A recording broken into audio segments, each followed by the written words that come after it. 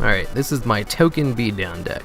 Probably one of my most favorite decks I've created so far, because it is surprisingly good for what was originally just a joke concept with Token Stampede and Scapegoat going to 3. So there is Mecha Phantom Beast Mega Raptor at 3. Triple Tetherwolf, double, what is this card? Hamstrato, Beast Hamstrat.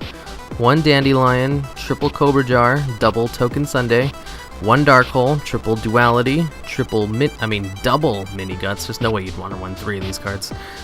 Triple Fires of Doomsday, triple Scapegoat, 1 Seal of Orkalagos, 1 Compulse, triple Imperial Custom, triple Token Stampede, 1 Macros Cosmos, double Fiendish Chain, and triple Attack of the Quartered Rat. For the extra deck, it's really random. The only card that actually matters is Mecha Phantom Beast Draco Sack, and one of these level 10 monsters. Sky Place Drag, I can't say his name, and Gustav Max Rail Cannon. Those are the only ones you're actually going to be bringing out, are either Draco Sack or one of the level 10s.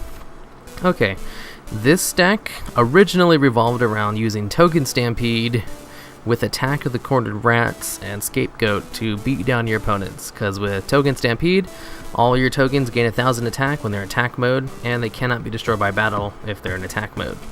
And Attack of the Cornered Rat works where if any of your level 3 or lower normal monsters attack an opponent's monster, you can pay life points, multiple of 100, to reduce your opponent's attack by the amount that you reduce it by with this effect.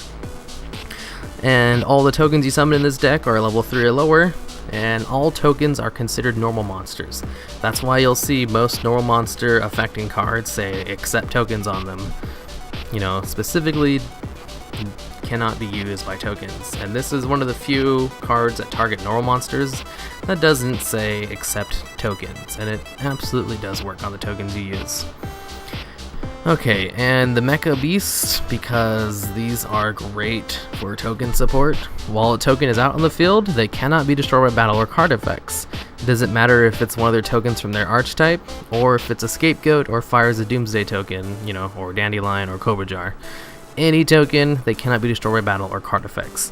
And their effects are activated by tributing tokens. It doesn't even have to be one of their tokens, it can just be any token. For this one, for Mega Raptor, he has a pretty high attack, and his effect is you can tribute a token to add a Phantom Beast to your hand. You can add this card, you can add himself to your hand, so you can search out another one if you wanted. But mainly you're going to go for Tetherwolf, because Tetherwolf is the MVP of this beatdown deck. And you also have Hamstrato, because he allows you to special summon out Tetherwolf if he's in the graveyard, because Tetherwolf is the best card in this deck. Plus, this card, when he's flipped up, you special summon out 2 tokens, which is awesome. Tetherwolf, when he's summoned out, you special summon a Mecha Phantom Beast token. So essentially, he becomes level 7 when he's out in the field, because all these cards have the effect where they gain levels equal to the amount of Mecha Phantom tokens out in the field. So when this guy's brought out and you have an extra card zone available, he'll go to level 7 because of his token. Same thing with this guy. You bring him out, and if any monster is special summoned, you can bring out a token, which is also another great effect, since this deck's all about bringing out tokens. Tetherwolf's second effect, though, is that when he's attacking, you can tribute a token to allow him to gain 800 attack, bringing him up to 2500, so he can beat over a lot of monsters, especially since you have Seal out on the field most of the time, or even if you don't, because Seal, there's only one of them in the deck. This allows him to beat over a lot of monsters, that 2500 attack. And Hamstrato, again, just to special out 2 tokens when he's flipped, and to tribute a token to special summon out Tetherwolf, or maybe even Raptor if you want, but Tetherwolf is the best. He actually utilizes the tokens to beat over Dandelion, because he specials out 2 tokens when he's sent to the grave. Pretty nice in a token-centric deck. Cobra Jar, because Cobra Jar brings out the strongest token you have. You see, when he's flipped, you can special summon a token that's level 3 and has 1200 attack, 1200 defense. And when it's destroyed, your opponent takes 500 points of damage. But all tokens are treated as normal monsters on the field, regardless of the effect. The effect they gain is what's called a lingering effect. It's not an effect they have themselves, it's one given to them by the effect monster itself. Kind of like if you used a Forbidden Lance on a monster, it gains the effect of being unaffected by other spell and trap cards, but the monster itself might not necessarily have the effect of not being immune to other spell and trap cards.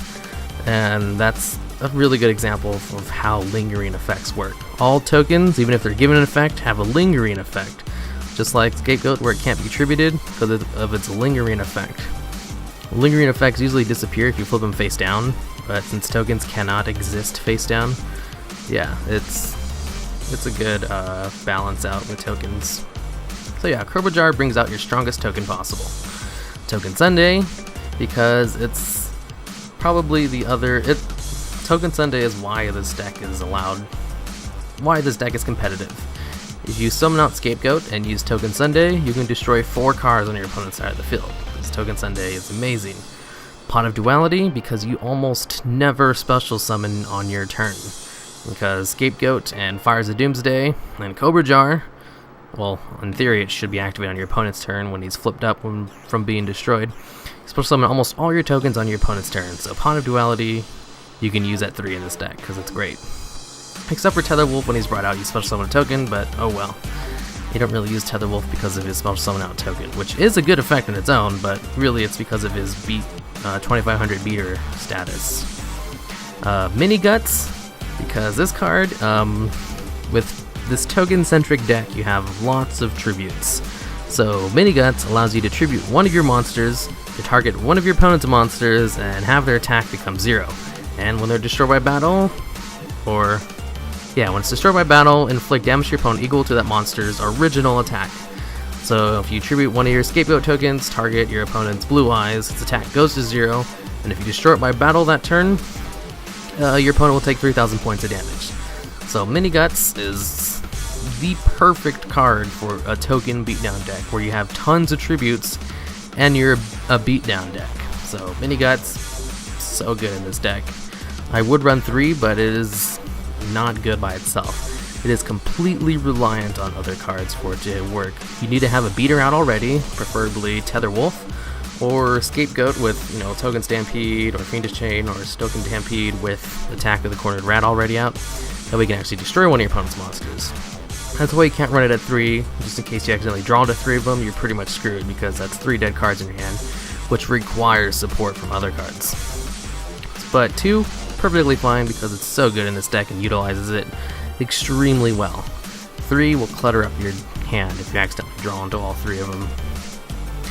Fires of Doomsday, 3 is good because it's 2 tokens on your opponent's turn. Scapegoat, 4 tokens on your opponent's turn. Scapegoat is the best card in this deck. Seal, because it's a 500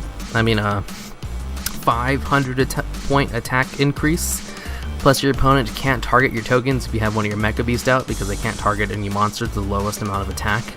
So they can only target your Mecha Beast, who can't be destroyed by battle, so it protects your tokens. It's really good in this deck. I was running more than one seal, but then I draw into them, they're just dead cards in the hand.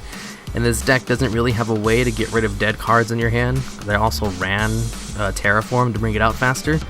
But then I would draw into Seal, and then I would draw into the Terraform, so they'd be dead in my hand. The only thing you can use a Terraform after using Seal once is pretty much just MST bait, hoping your opponent chooses that card for an MST so they can lose a card in their hand. Running 1 has probably been the best bet for me. Since it is a really good card, it's just it has that terrible side effect where you can only use it once per duel. Plus you can't special summon from the extra deck, which is actually fine. You don't really need to.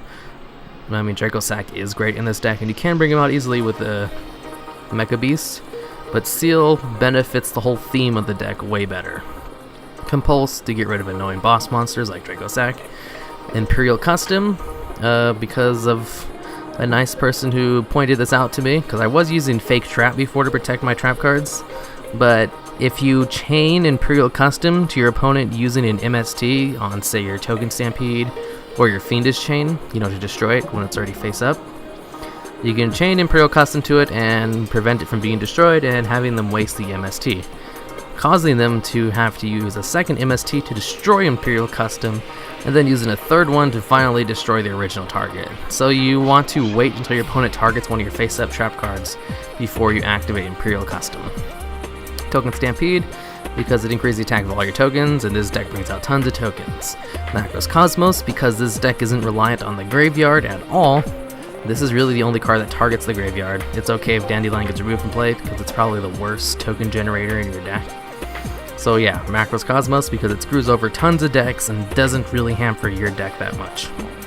Fiendish Chain, because you need some kind of effect negation in any deck, no matter what. Even if your deck is all about destroying monsters, you still want effect negation in your deck somewhere.